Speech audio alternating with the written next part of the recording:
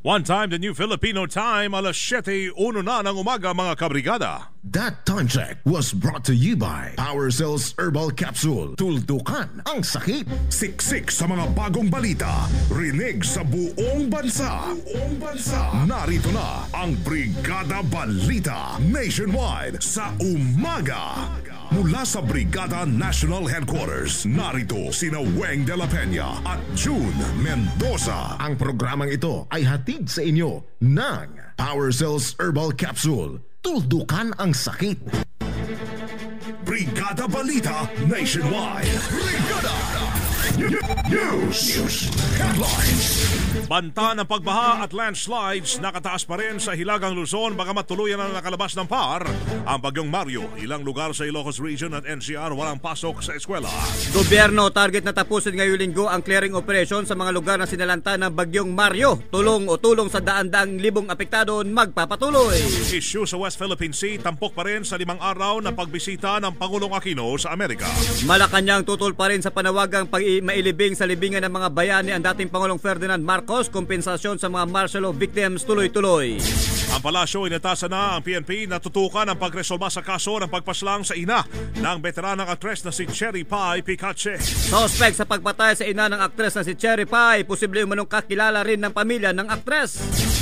At dating Pangulong Ferdinand Marcos tinawag na sick dog ni Pinoy sa kanyang pagbisita sa Boston. Brigada Balita Nationwide sa umaga. Magandang umaga mga kabrigada. Hatid ng Brigada News FM Philippines. Ang Brigada Balita Nationwide. Hatid ng Power Cells Herbal Capsule at ng Drive Max Herbal Dietary Supplement Capsule. Mula po dito sa Brigada National Headquarters, kami ang inyong mga taga-hatid balita, Brigada Weng de la Peña at Brigada June Mendoza. Araw ho ng Lunes ngayon, Setyembre 22, 2014. Brigada Balita Nationwide. Unahin natin ang report ni Brigada o yung banta ng pagbaha mga kabrigada. Umakyat na sa 11 katao ang patay sa pagragasa ng bagyong si Mario sa malaking bahagi huyan ng Luzon. Bagyong Mario Update. Bagyong Mario Update. Sa huling na datos ng NDRRMC, pinakabagong nadagdag ay si JB Suarez de Clito, 13 anyos na narecover ang bangkay sa Kawit, Cavite matapos na malunod. Karamihan sa mga namatay ay mga nalunod o kaya'y nakuryente. Samantala, umakyat naman sa 11 ang bilang ng mga nasugatan sa bagyo. Umabot naman sa 48.7 million pesos ang pinsala ni Mario sa agrikultura, habang kabuang 91.34 million pesos ang halaga naman ng nawasak na infrastruktura ayon sa DPWH. Tinanggal na ng pag-asa ang lahat ng storm warning sa 5 bahagi ng kapuluan matapos ang paglandfall ng Tropical Storm Mario sa bansang Taiwan. Gayunman, nakataas pa rin ang flash flood at landslide alert ng Weather Bureau sa bahagi ng Batanes Group of Islands dahil sa mga pag-ulan dulot ng southwest monsoon o habagat na pinaigting naman na naturang sama ng panahon. Samantala, nanatiling suspendido pa rin ngayong araw ang pasok sa eskwela sa Ilocos Region. Batay sa abiso, walang pasok ngayon ang preschool hanggang high school sa Ilocos Norte, habang all levels naman ang apektado sa Ilocos Sur. Sa Metro Manila, wala rin pasok ang eskwela sa ilang barangay sa Valenzuela City. Ang gobyerno target na tapusin ngayong linggo ang clearing operations sa panadalasa ng bagyong si Mario. Tulong naman sa daang-daang libong apektado ay magpapatuloy. Si Brigada Bong Kagape sa detalye. Brigada Bong, i-brigada mo! Brigada Live Report! Target ngayon ng pamalaan na matapos ang clearing operation sa mga lugar na naapektuhan ng bagyong Mario sa Ilocos at Central Luzon, kasama na ang Calabarzon, Mimaropa at Metro Manila. Ayon sa National Disaster Risk Reduction and Management Council o NDRRMC, inaasahan na maibalik na rin ang lahat ng supply ng kuryente sa mga apektadong lugar. Inihayag ni NDRRMC Executive Director Alexander Paman itong umaga. Sinabi nito na nasa 161,000 katao pa rin ang nananatili sa mga evacuation centers mula sa 9 na mga rehiyon. Una rito nakapagtala ang ahensya ng nasa 11 kataong patay, 12 sugatan, habang nasa 2 naman ang patuloy na pinaghahanap. Nakapagtala naman ang ahensya ng nasa 870,000 katao na siyang naapektuhan ng bagyo at ng nagdaang habagat. Umaabot naman sa mahigit 147 million pesos ang pinsala sa agrikultura kasama na sa infrastruktura, na umano'y pinakamalaking pinsala dito ay umaabot sa 100 million pesos lalo na sa infrastruktura. Para sa Brigada Balita Nationwide, Brigada Joffrey Bong Kagape, Brigada News. Brigada Balita Nationwide. Bagyong Mario. Bagyong Mario Update. Bagyong Mario. Mount Mayon. Ang pagbabantay. Kinabahala ngayon ng NDRRMC naman ang bakakulangin raw ang pondo sa evacuation center sa mga residente na apektado naman ng pag-alburuto ng Bulkang Mayon. Ang kay Executive Director Undersecretary Alexander Pama, malaki ang kakailanganin lalo pa target ng gobyerno ang zero casualty. Sa kanyang pagbisita sa mga evacuation centers sa Albay, sinilip nito ang totoong kalagayan ng residente. Tiniyak naman ni Pama na patuloy na lang babantayan ang sitwasyon ng mga evacuees. Samantala, pinalalahanan ngayon ng pamahalang panalawigan ng Albay ang mga residente na hindi dapat magpakampante sa mga na malapit sa Bulkang Mayon sa kabila ng tila pagkalma nito. Sa naging panayam ngayong umaga ng Brigada News FM kay Albay Governor Joey Salceda, iniulat ng opisyal na batay sa PHIVOLCS, 4 na volcanic earthquakes at 8 rockfall events lamang ang naitala sa loob ng 24 oras. Gayunman binigyan din ng opisyal na malaki pa rin ang posibilidad ng pagsabog ng bulkan anumang oras. Brigada Balita Nationwide. Dating Pangulong Ferdinand Marcos tinawag na sick dog ni Pinoy sa kanyang pagbisita sa Boston. Brigada Leo Maligdem sa detalye. Brigada Leo, i-brigada mo. Brigada Live. Hindi pinalampas si Pangulong Noynoy Aquino ang pagkakataon para muling upakan ang Marcos regime dahil sa pagiging diktador at pagsasailalim sa bansa sa martial law. Sa kanyang pagharap sa Filipino community sa Boston College, ilang oras pa lamang ang nakakalipas, nagkwento ang Pangulo ng kanyang mga alaala sa Boston kung saan sila pansamantalang nanirahan nang ma-exile ang kanyang amang si dating Senator Ninoy Aquino Jr. 31 taon na ang nakakaraan, kabilang dito ang pagiging dog handler ng Pangulo. Nasubukan din niyang maging driver, mekaniko, karpentero at baggage handler. Hindi rin naiwasang naging emosyonal si Pinoy sa kanyang talumpati ng maalala ang pagnanais niyang gumanti noong malaman niyang pinatay ang kanyang ama sa pagbabalik nito sa Pilipinas noong August 21, 1983. Tinawag din niyang rabid dog o may sakit na aso si dating Pangulong Ferdinand Marcos at mga katulad nito na walang kinikilalang rason maipatupad lamang ang gusto nila sa pamahalaan. Kaugnay nito, nanindigan si Pinoy na hindi dapat mailibing si dating Pangulong Marcos sa libingan ng mga bayani. Matatandaan na ilang taon ding nanirahan ng pamilya Aquino sa Boston, kung saan katapat lamang ng Boston College ang naging tahanan ng kanilang pamilya habang hindi pa pinapayagang makabalik sa Pilipinas ang dating senador.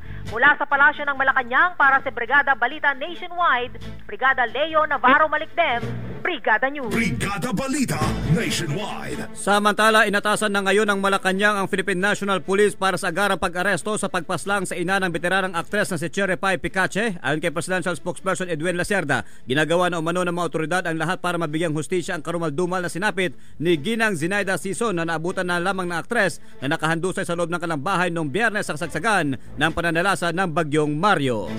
Brigada Balita Nationwide. Suspect sa pagpatay naman sa ina ng aktres na si Cherry Pie Picache, posible umanong kakilala rin ng pamilya ng aktres.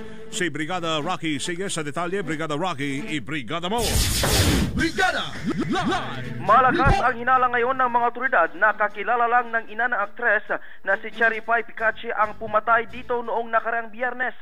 Patuloy pa ang isinasagawang malalimang investigasyon ng mga otoridad hinggil sa karumal-dumal na pagpatay sa ina ng aktres.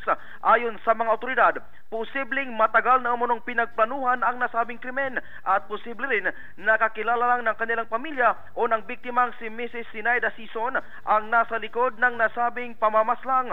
Humanap lang daw ng magandang timing ang suspect at itinaon sa malakas na pag-ulan at pananalasa ng Bagyong Mario upang hindi gaanong marinig ang pagsisigaw nito. Patuloy naman ang panawagan ngayon ni Picache na mapadali ang paglutas sa kaso ng kanyang ina. Una rito ay inatasan na rin ng Malacanang ang Philippine National Police or PNP sa agarang pag-aresto ng nasa likod ng nasabing krimen.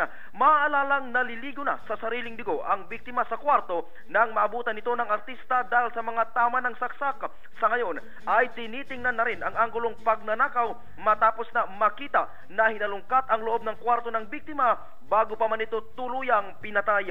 Yan ang balita live mula dito sa Patrol. Para sa Brigada Balita Nationwide, Brigada Rocky Sigues, Brigada News. Brigada Balita Nationwide. Live ho tayo sa Brigada News FM 93.1 sa Cebu at sa Brigada News FM General Santos 89.5. Itinuturing ngayon ng palasyo na matagumpay ang naging Europe trip ni Pangulong Benigno Noynoy Aquino. Ibinida ni Pinoy ang mahigit 2 bilyong dolyar na halaga ng investment na iuuwi nito matapos ang pakipagpulong sa mga negosyante sa Europa. Ayon sa Pangulo, kabuang 19, 19 na mga kumpanya ang nakausap po ng kanyang delegasyon at pinuri na mga ito ang economic performance ng Pilipinas. Dahil dyan, lilikaan niya ito ng mahigit sa 55,000 na mga trabaho sa bansa.